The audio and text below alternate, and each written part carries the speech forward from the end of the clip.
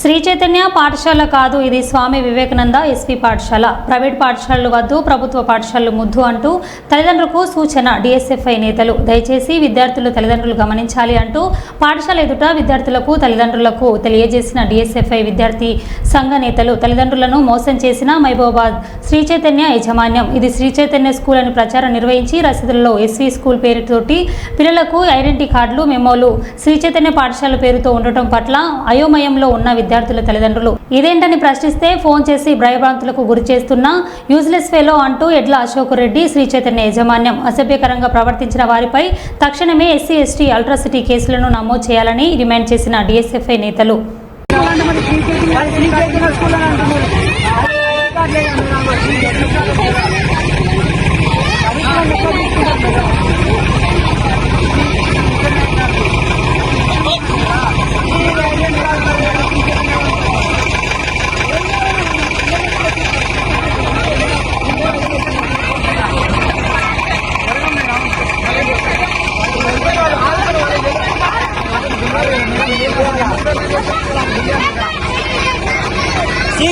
శ్రీ చైతన్య ఎంతో ఆశపడే విద్యార్థుల తల్లిదండ్రులు నా కొడుకులు నా పిల్లలు మొత్తం కూడా శ్రీ చైతన్య స్కూల్లో చదువుకుంటున్నారు అని సంతోషపడుతున్నటువంటి నేపథ్యంలో ఇక్కడికి వచ్చి చూస్తే ఇక్కడ ఎస్సీ పాఠశాలతో స్కూల్ నడుస్తూ ఉంది.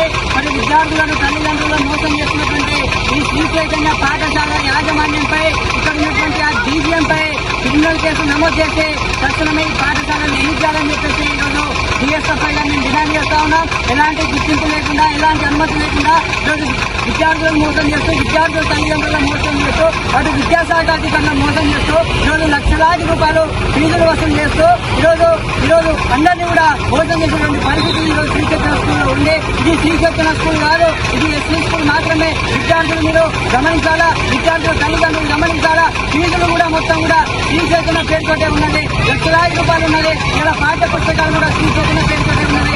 ఐడెంటిటీ కార్డు కూడా శ్రీ చైతన్య పేరుతో ఉన్నది. తక్షణమే విద్యాశాఖ అధికారులు సీజ్ చేయకపోతే డిఎస్ఎఫ్ఐ ఆశ్రమంలో ఖచ్చితంగా ప్రతిఘటిస్తామని చెప్పేసి ఈ సందర్భంగా మేము హెచ్చరిస్తా ఉన్నాం.